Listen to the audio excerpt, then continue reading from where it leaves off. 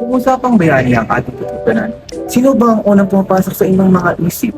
Ang mga nagbigay ba ng daan upang magkaroon ng kalayaan ng ating bansa tulad ni Dr. Jose Rizal o Andres Bonifacio? O ang mga superheroes naman na nakikita natin sa mga pelikula tulad ni Superman, Batman o Spider-Man?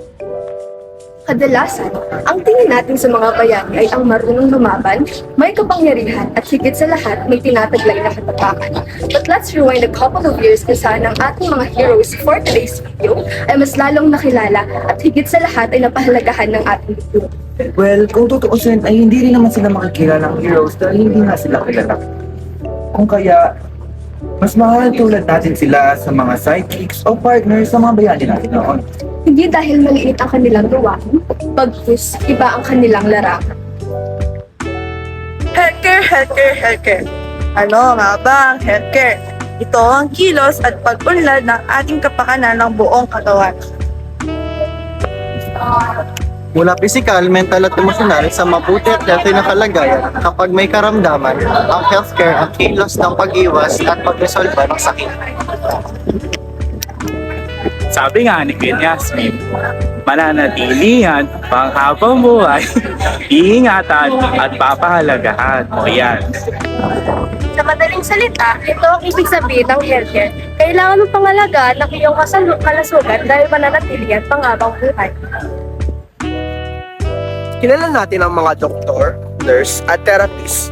Pero ang mga medical social workers, kilala ba natin? So, yung question po namin sa inyo is, why is healthcare important to you as nursing or medtech students po?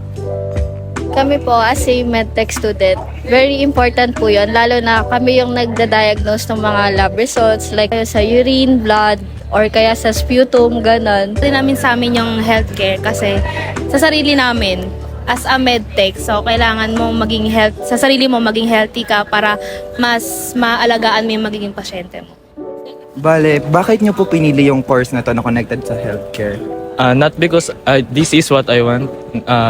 Gusto ko din tong course na to dahil yung mga family ko po is connected po talaga sa med-field po. So, nagka-interest din po ako na pumasok po dito sa pre-med.